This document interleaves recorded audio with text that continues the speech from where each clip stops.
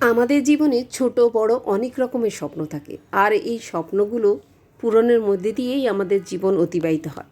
আসসালামু আলাইকুম, আপনারা সবাই কেমন আছেন? আলহামদুলিল্লাহ, আমরা ভালো আছি। চলে আসলাম আজকে একটা ভিডিও নিয়ে।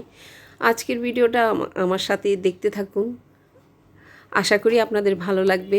আর যদি ভালো লেগে থাকে অবশ্যই লাইক কমেন্ট করতে ভুলবেন না। ইদানিং আমার ভিডিওতে অনেক আপুরা ভাইয়ারাই দেখতেছেন, কিন্তু লাইক কমেন্ট করেন না। তো তাদেরকে বলবো, যেহেতু কষ্ট করে আমার ভিডিওটা আপনারা দেখেন, অবশ্যই একটা লাইক কমেন্ট করে যাবেন। আর আমার রান্নার ভিডিওগুলো যদি কারো কাজে লেগে থাকে, ভালো লেগে থাকে, অবশ্যই শেয়ার করে আরেকজনকে রেসিপিটা দিবেন। তো এখানে আমি আজকে মাছ রান্না করতেছি। মাছের ডিম আর মাছটা রান্না বসিয়ে দিচ্ছি পেঁয়াজ টমেটো দিয়ে। তারপর এখন মাছের মশলাগুলো দিয়ে দিলাম, তারপর মাছের ডিমটা আর মাছগুলো আমি দিয়ে দেব। এখন আমি এখানে মাছের ডিমটা দিয়ে দিলাম, আর এখন মাছগুলোও দিয়ে দেব।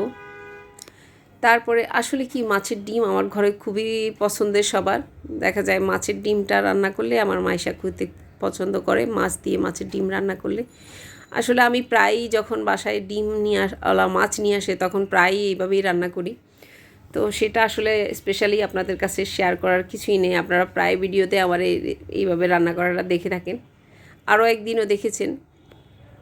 তো আজকে আমি বিশেষ করে গরুর যে নল্লি সেটাই রান্না করব।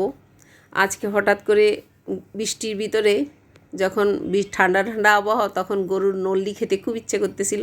তো ভাবলাম যে হ্যাঁ, রান্না করি। গরমের জন্য আসলে রান্না করা হয়নি, ফ্রিজেই ছিল।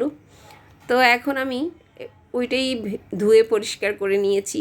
আর এইদিকে আমার মাছটা সাথে আমি একটু হালকা ভেন্ডি দিয়ে দিলাম, ঢ্যাঁড়স, এক এক জেলায় এক এক রকম বলে, ঢ্যাঁড়স দিয়ে আমি ওটাকে নামিয়ে নিলাম। আর এখন বসিয়ে দিচ্ছি গরুর নল্লিটা। তো গরুর নল্লিটা আমি এখন এখানে পেঁয়াজটা ভেজে নিচ্ছি প্রথমত, তারপরে বসাবো পেঁয়াজ মশলাগুলো কষিয়ে। তো আমাদের মতো মেয়েদের সবার স্বপ্ন কিন্তু সত্যি হয় না। আমাদের দেশে অনেক মেয়ে থাকে যাদের স্বপ্নগুলো অপূর্ণই থেকে যায়। আলহামদুলিল্লাহ, আমরা কিছু মেয়েরা যারা নিজেরা নিজেদের আগ্রহ ইচ্ছা শক্তি দিয়ে নিজেদের স্বপ্নগুলো পূরণ করি। তো এরকম কিন্তু অনেক মেয়ে আছেন যারা তাদের নিজেদের স্বপ্ন নিজেরা পূরণ করতে পারেন না। আবার অনেক বাধা বিপত্তি থাকে। তা আমি সেই মেয়েদের কথাই বলতেছি।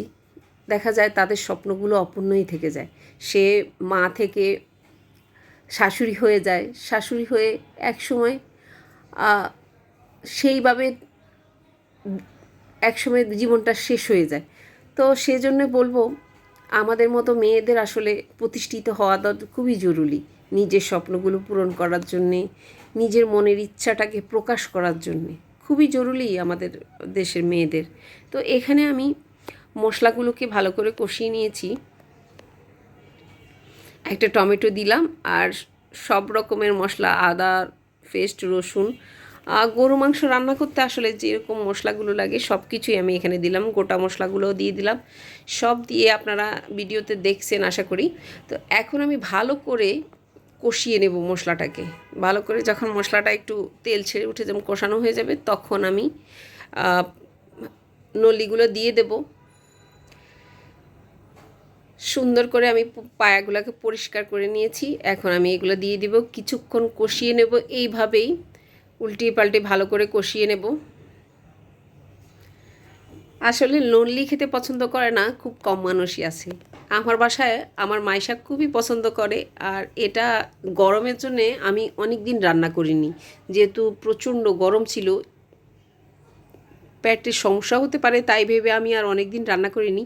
তো ভাবলাম এখন যেহেতু একটু বৃষ্টি হচ্ছে, আবহাওয়াটা একটু ঠান্ডা ঠান্ডা আছে, তাই আজকে নলিটা রান্না করে নিই। তো এখানে আমি ভালো করে কিছুক্ষণ কষিয়ে নিলাম, তারপরে পানি দিয়ে, পর্যাপ্ত পানি দিয়ে বসিয়ে দিলাম অনেকক্ষণ পর্যন্ত। তারপর আমার মাংসটা, আসলে নলি রান্না করতে তো সবাই জানেন যে অনেক সময়ের ব্যাপার। তারপর আমার রান্নাটা হয়ে গেছে। আজকে এই পর্যন্তই। আল্লাহ হাফেজ।